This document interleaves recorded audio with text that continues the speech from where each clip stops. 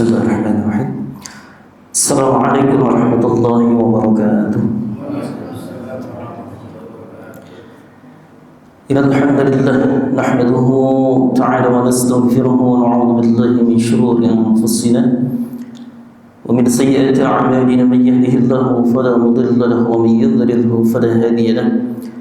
Asyhadu an la ilaha illallah wahdahu la syarika lahu وأشهد أن محمدا عبده ورسوله لا نبي بعده. اللهم صل وسلم وبارك على نبينا محمد وعلى آله وأصحابه أجمعين ومن تبعهم بإحسان إلى يوم الدين.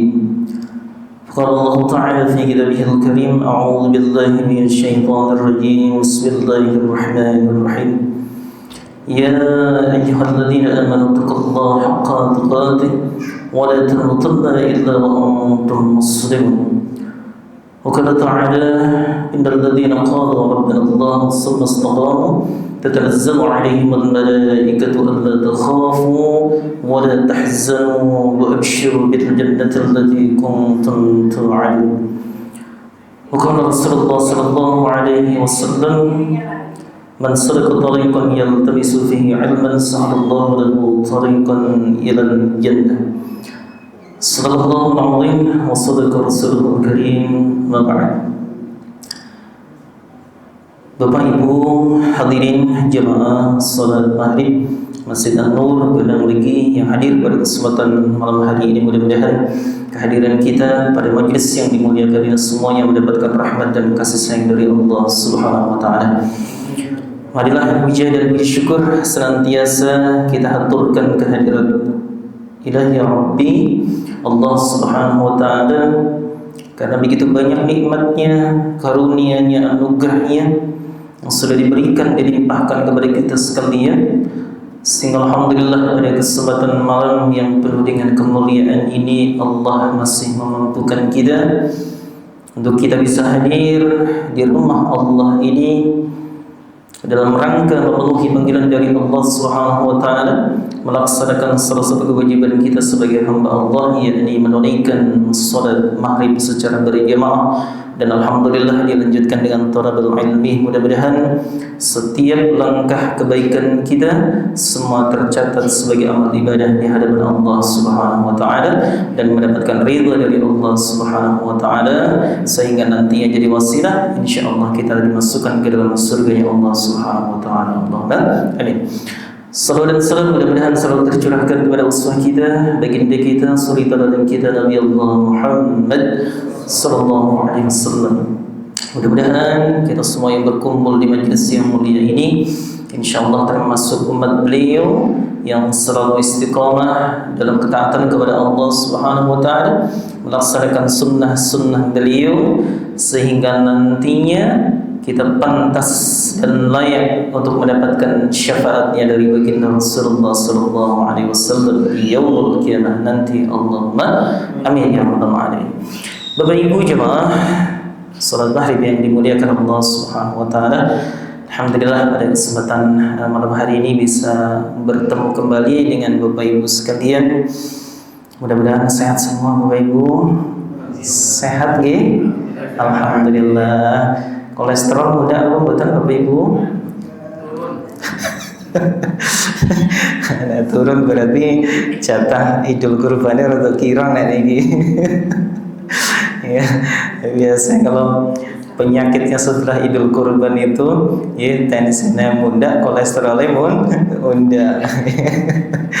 Ya, tapi Masya Allah, alhamdulillah, yang penting kita sehat nih Bapak Ibu ya.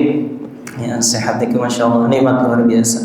Maka kita bersyukur pada malam hari ini, salah satu bentuk kesyukuran kita, ya, nikmat yang sudah Allah titipkan kepada kita, kita pergunakan untuk menuju ketaatan kepada Allah Subhanahu wa taala. Alhamdulillah ya. Bapak Ibu yang dimuliakan oleh Allah Subhanahu wa taala, pada kesempatan malam yang penuh dengan kemuliaan ini, izinkan kami melanjutkan materi yang terakhir yang pernah saya sampaikan kepada Bapak Ibu sekalian sebelum lebaran haji. Kira-kira tak sekalingan apa mboten Bapak Ibu? Kita pun mati. Ya. Terakhir saya menyampaikan terkait dengan golongan orang-orang yang akan dimasukkan ke dalam Jannatul Firdaus atau surga Firdaus. Ya, Bapak Ibu masih ingat surga Firdaus itu ada di mana? Kalih gondang lebih ini seberapa bunti nih Pak?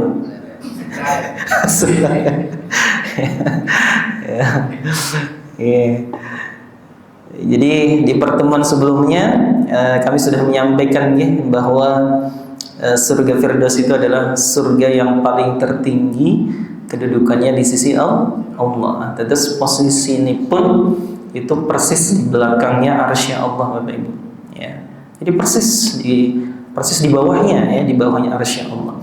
Ya. Jadi dalam sebuah hadis yang sahih itu bahwa surga itu ada tingkatan-tingkatannya sampai dengan 100 tingkatan. Nah, tingkatan yang paling tertinggi, yang paling terbaik, yang begitu banyak kenikmatan yang luar biasa itu adalah surga Firdaus. Ya, maka mudah-mudahan kita berdoa, ya, insyaallah kita semua yang hadir pada kesempatan malam hari ini, kita mudah-mudahan besok salah satu penghuni surga Firdausnya Allah Subhanahu wa taala. Insyaallah. Amin. Oke. Bapak Ibu yang dimuliakan Allah Subhanahu wa taala, kalau tidak salah di pertemuan yang sebelumnya itu baru 2 kelompok manusia yang mendapatkan jaminan dari Allah Subhanahu wa taala itu menjadi penghuni Jannatul Firdaus. Kinten-kinten tak sekalingan sing setunggal apa Bapak Ibu?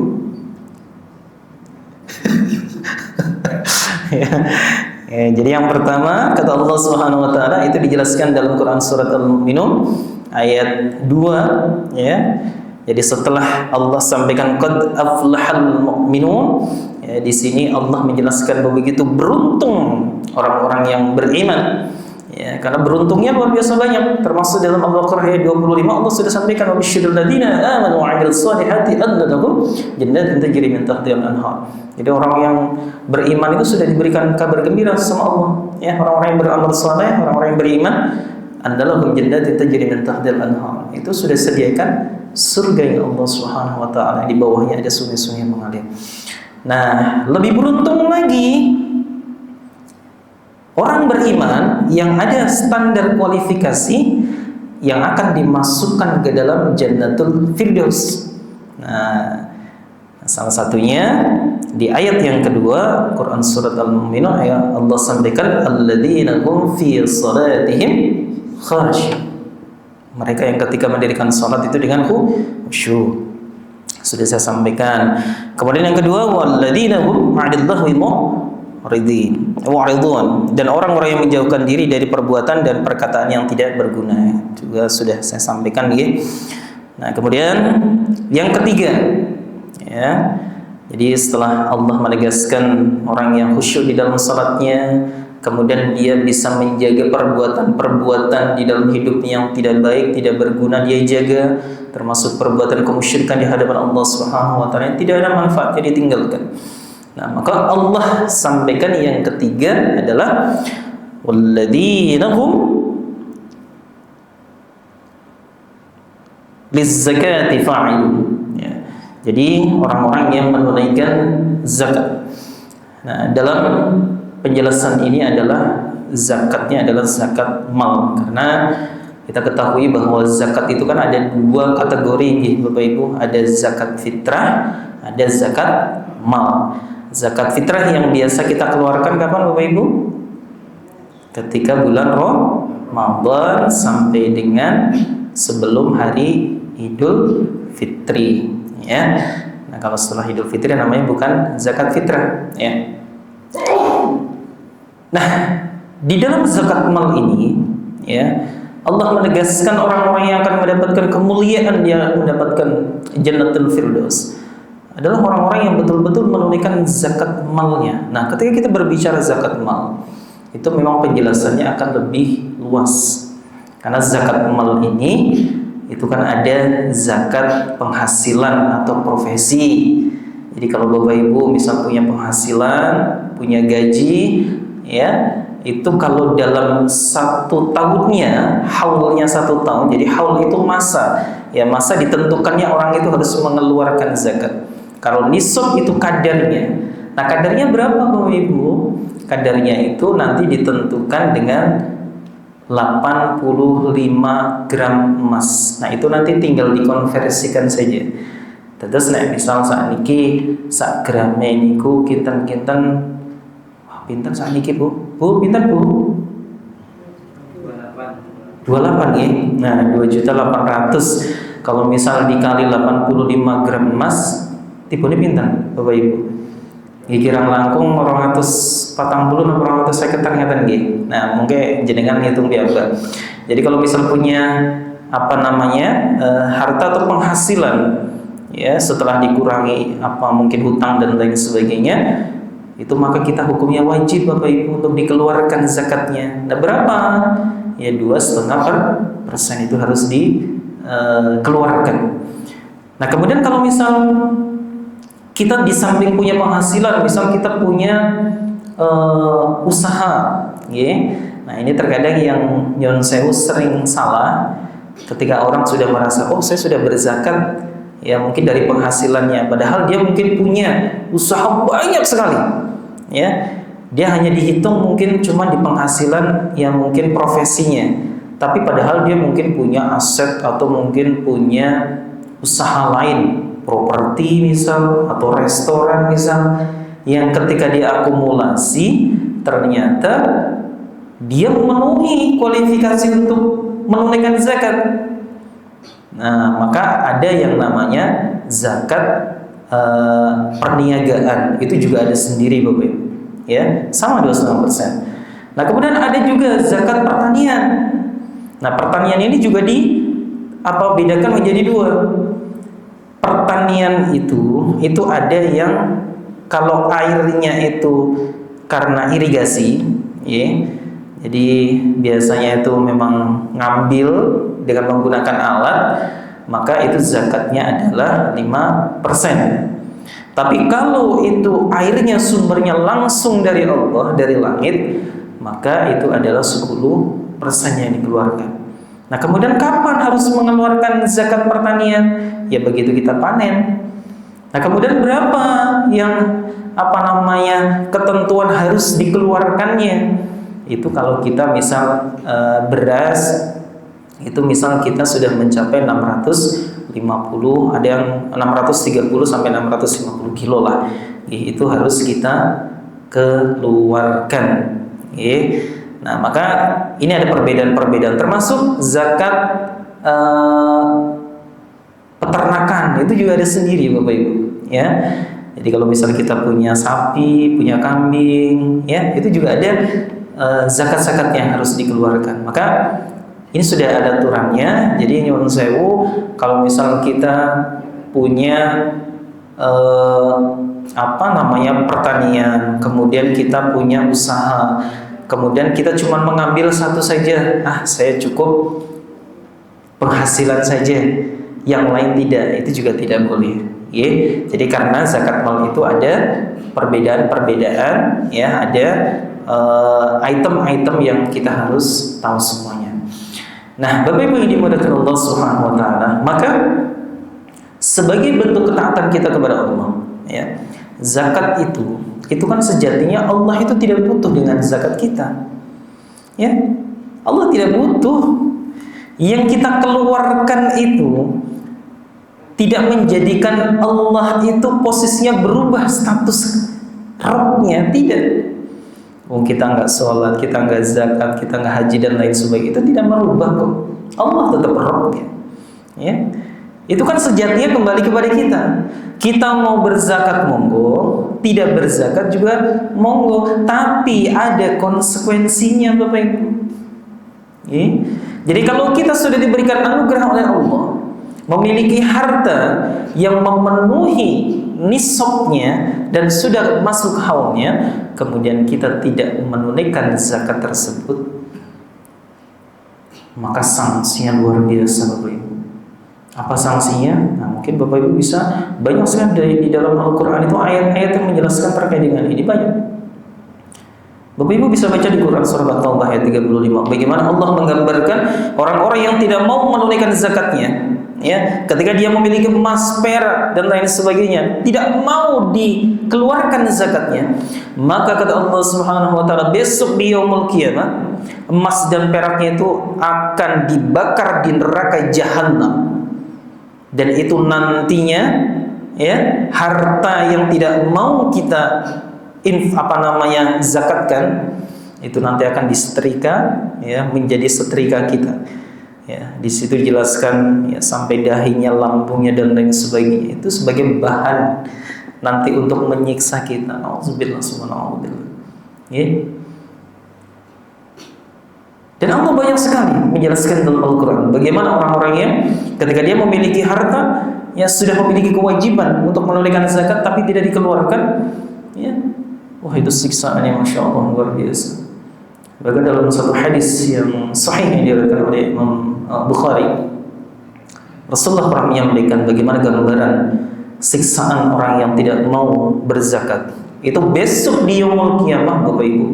Ya, besok di akhirat, harta kita yang tidak mau dizakatkan, tidak dikeluarkan zakatnya, itu nanti akan dirubah sama Allah, itu dalam bentuk ular, namanya ular akra.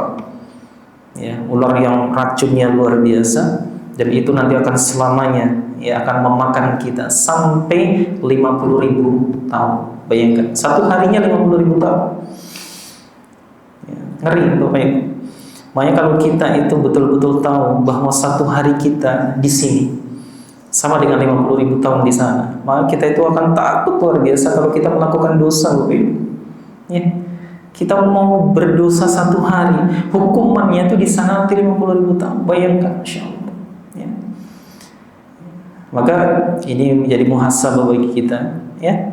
Jadi begitu perhatiannya Allah. Kita sudah diberikan anugerah oleh Allah, sudah diberikan nikmat yang begitu luar biasa. Tidak bisa dihitung nikmat kita itu. Tapi kalau kita hanya mengeluarkan sedikit saja, ya, dari apa yang Allah sudah anugerahkan kepada kita, kok kita eman-eman. Nah, ini nyuwun sewu. Makanya, ya, nyuwun sewu, orang-orang yang kaya itu memang di sana prosesnya lebih panjang, Bapak Ibu.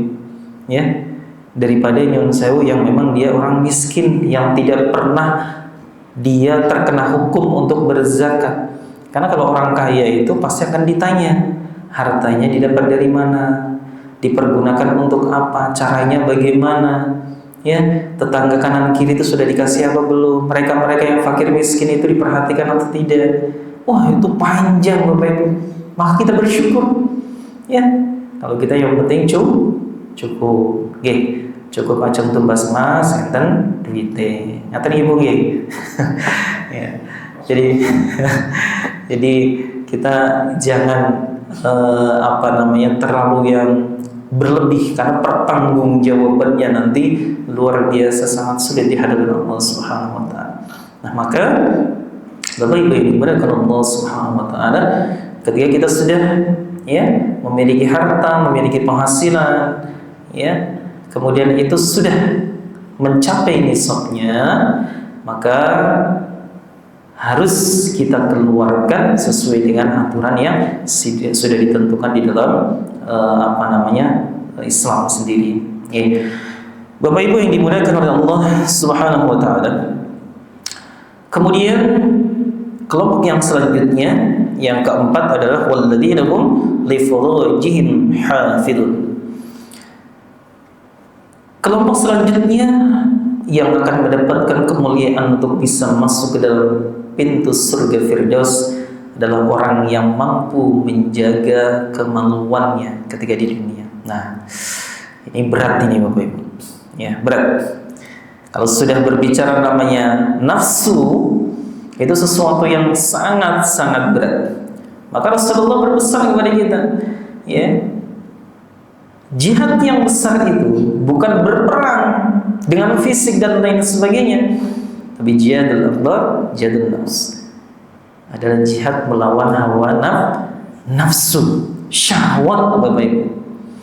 Apalagi di zaman sekarang yang penuh dengan fitnah, ya Allah Bapak Ibu, kita keluar rumah saja, keluar rumah, misalnya ada yang naik motor di jalan.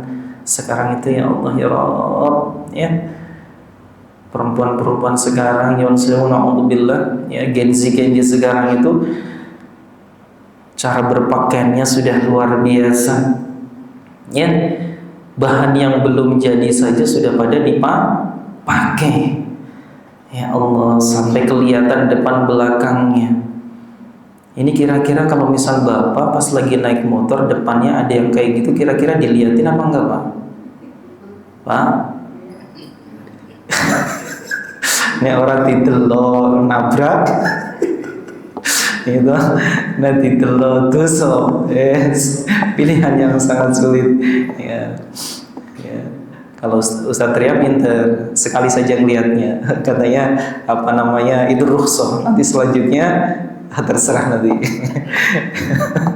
Ya, jadi ini memang godaan luar biasa. Ya di zaman fitnah sekarang itu masya Allah luar biasa Bapak Ibu. Ya. Cuman ketika kita itu keluar dari rumah, itu banyak sekali.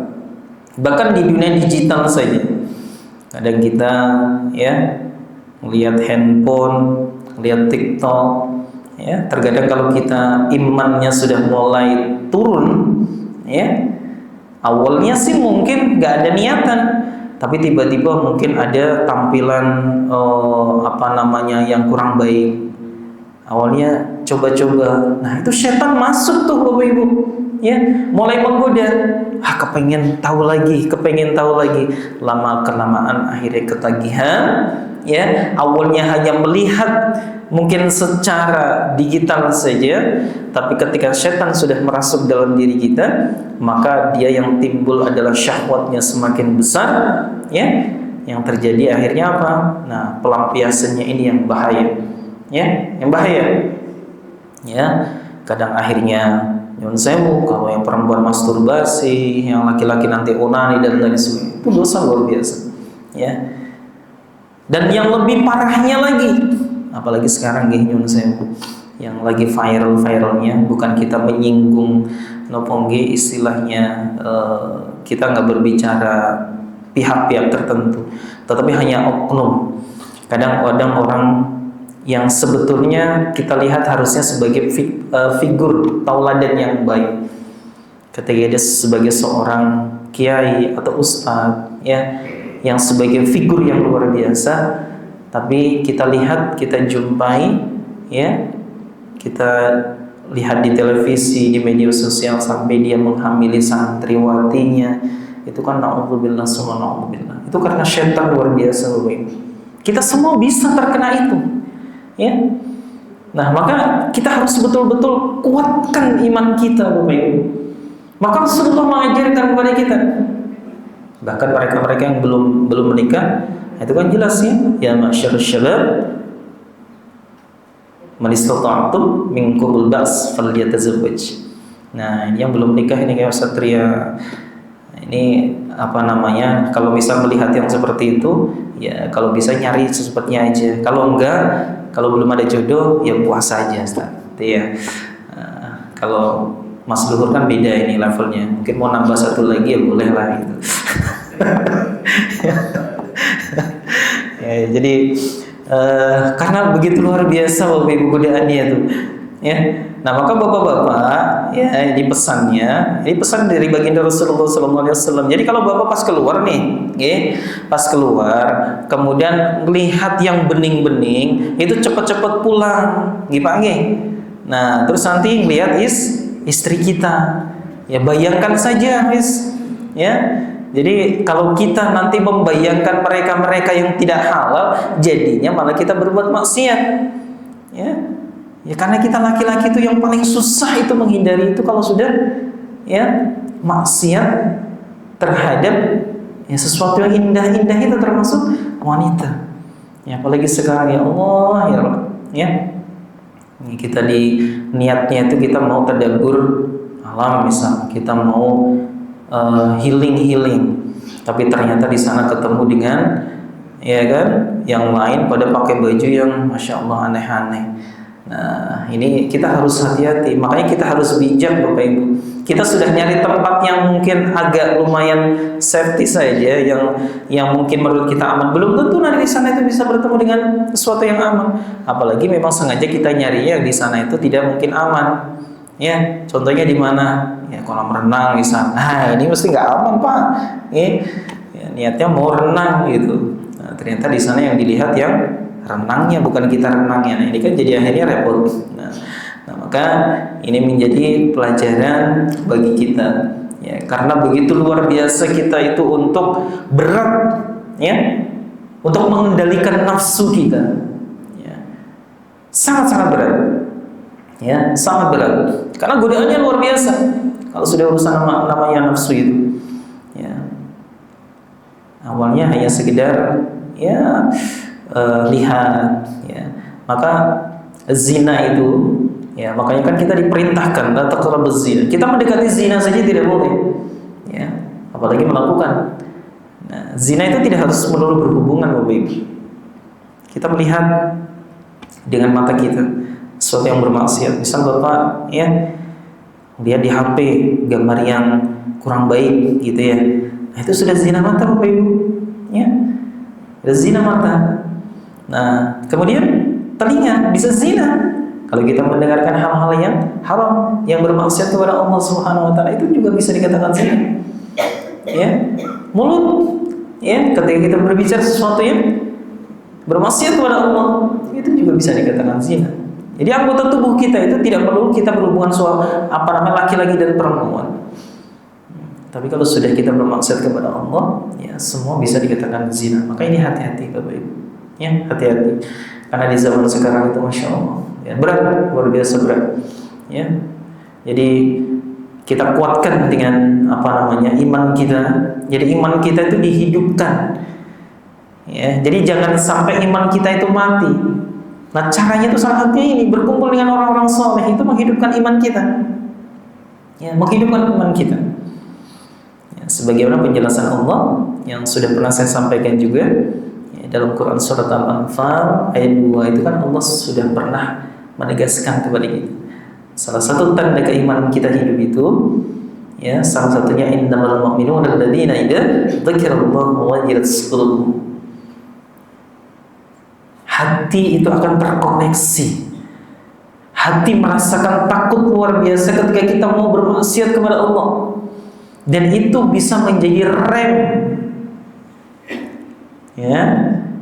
Jadi misal kita di jalan, ya, melihat wanita cantik, seksi misal. Karena ini dilarang oleh Allah, kita ingat kepada Allah, maka kita beristighfar. Astaghfirullahaladzim. Setelah kita baca astaghfirullahaladzim, jangan diteruskan, Pak. Kita ditutup matanya, astaghfirullahaladzim, tapi kok penasaran pengen delok meneh ya. Nah, ini kok repot, ya. Kalau kita sudah beristighfar, kita sudah mohon ampun kepada Allah, ya sudah, kita palingkan bagaimana caranya, ya, kita palingkan. Karena Allah sudah menyampaikan, walladzina idza fa'alu fahishatan aw dzalamu anfusahum dzakarallaha fastaghfiru lidzunubihim. Ya, ketika kita sudah berhadapan dengan kemaksiatan di hadapan kita, ya, sesuatu yang sangat sulit kita hindari, maka kita langsung ingat kepada Allah Subhanahu wa taala dan beristighfar, mohon ampun kepada Allah Subhanahu wa taala. Walam yusirru 'ala ma fa'alu wa hum ya'lamun.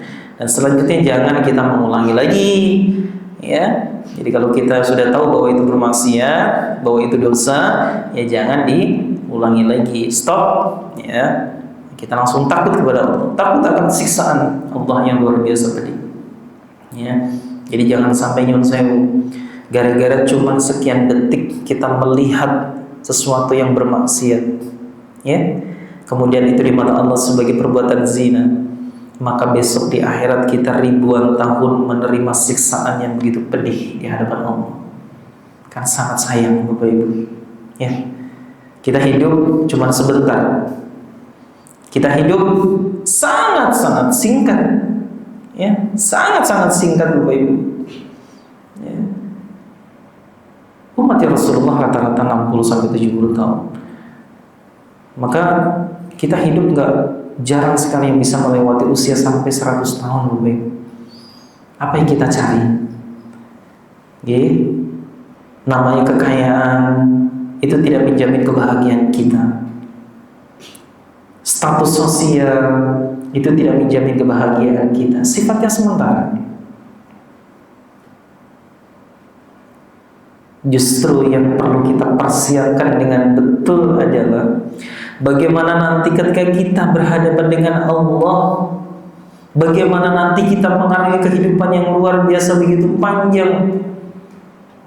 Kira-kira persiapan kita sudah maksimal atau belum?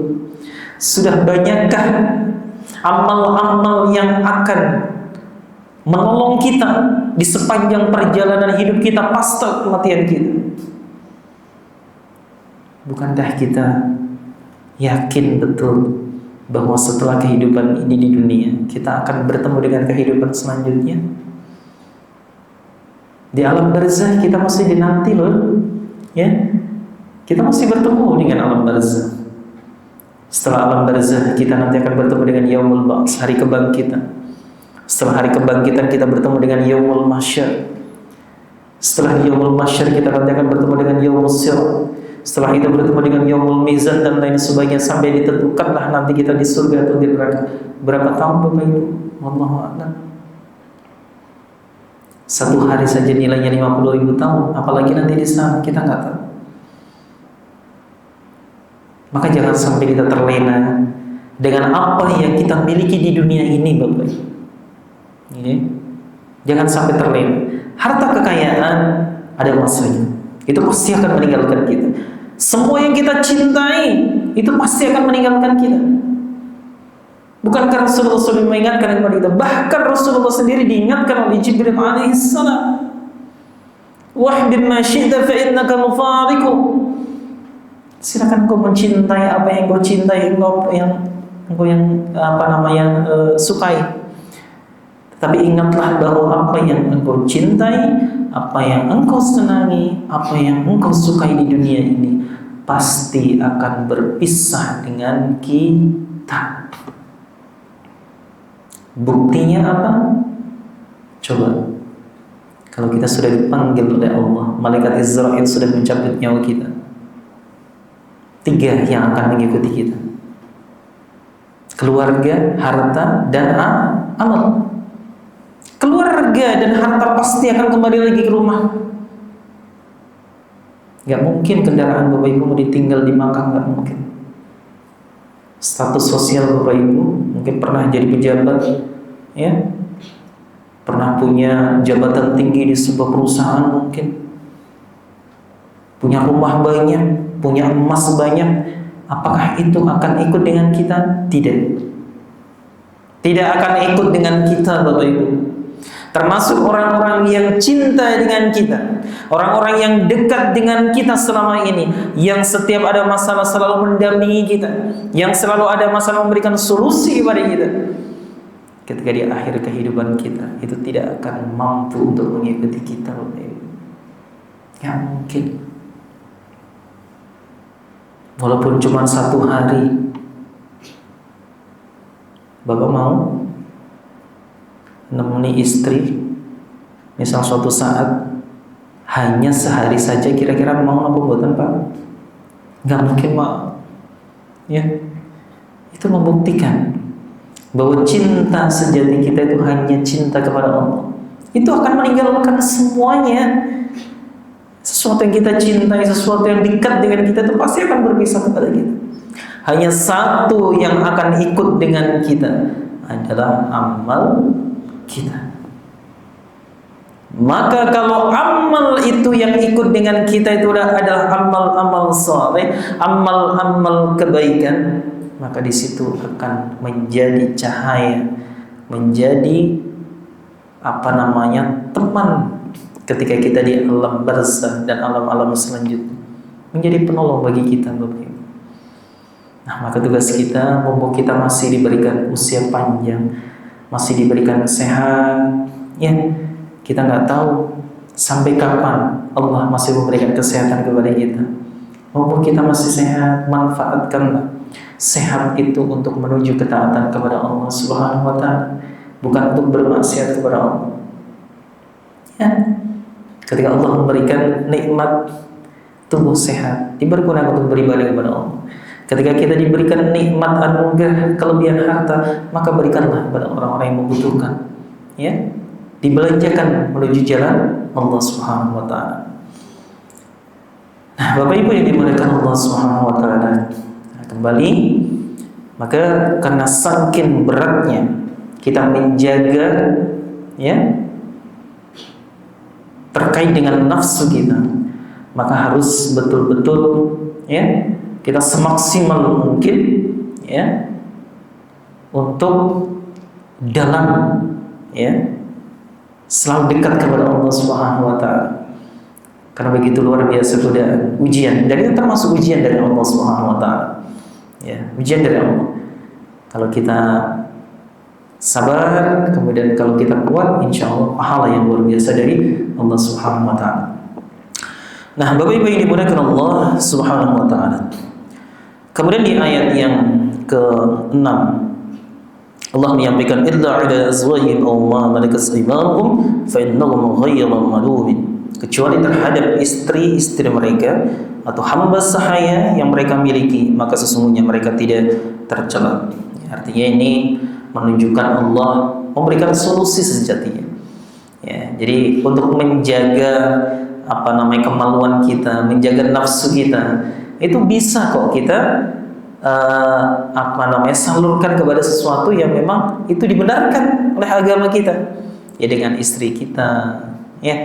Jadi daripada kita mikirin orang lain, kita berhayal sesuatu yang ya boleh dikatakan mustahil mungkin, ya, mending kita dengan seseorang yang memang itu dibenarkan dan dihalalkan oleh agama kita. Nah, sekarang misal kayak Bapak Ibu, panjenengan itu masih mending milih makan telo tenanan daripada ngimpi dahar sate. Kinten-kinten sing dipilih pun di Pak. Hangge masih mending dahar telo mawon nggih Pak nggih, tenanan nggih. Lah nggih. Ya, daripada kita mimpi makan sate. Ya sama. Ya, daripada kita memikirkan hal-hal yang aneh-aneh gitu kan. Kita bermimpi yang bermaksiat gitu. Ya, walaupun ini sebetulnya contohnya enggak ini sih gitu ya. Nah, tapi intinya bahwa Allah sudah memberikan solusi di sini. Jadi ketika misal kita ada ujian untuk menahan hawa nafsu kita, kemaluan kita, maka itu bisa disampaikan dengan istri kita yang itu memang dihalalkan oleh agama kita, ya, atau hamba sahaya kalau zaman dahulu. Cuman kalau sekarang kan memang tidak ada hamba sahaya atau budak nih. Jadi hanya kepada istri kita.